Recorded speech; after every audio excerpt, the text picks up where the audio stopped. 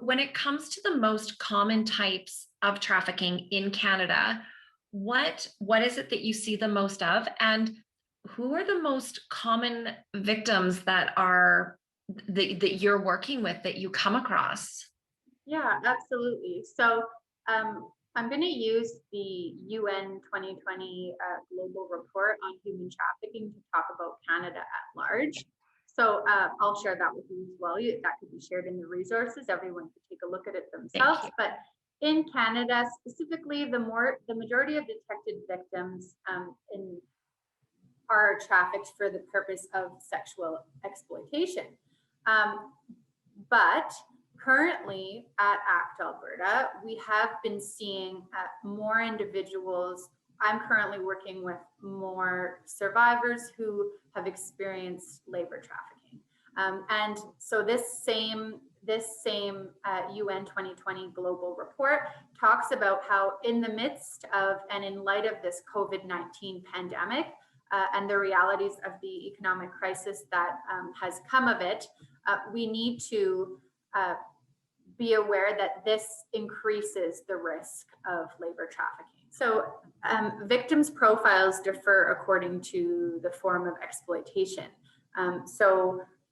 Most women and girls are detected for sexual exploitation, whereas men and boys are mainly trafficked for forced labor. Now, again, that comes from the global report.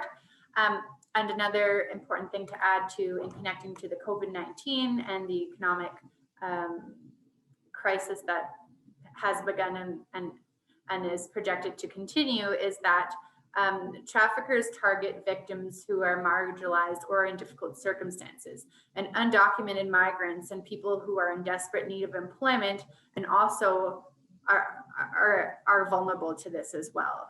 So the UN report talks about how, as with previous economic crisis, the sharp increase in unemployment rates brought about by the COVID-19 pandemic is likely to increase trafficking in persons, particularly from countries experiencing the fastest and most persistent drops in employment.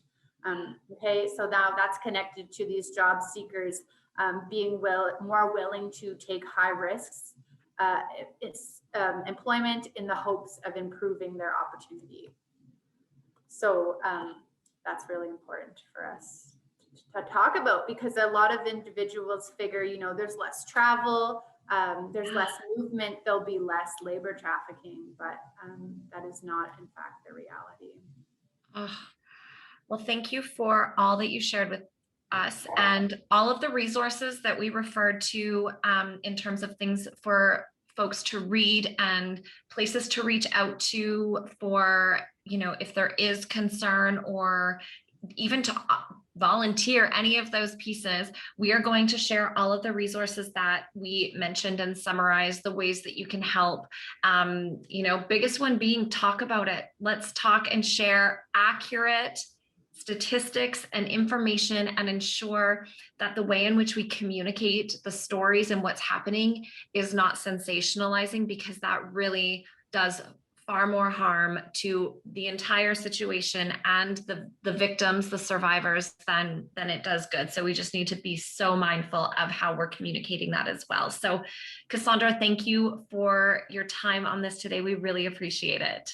Absolutely. Thank you so much for having me.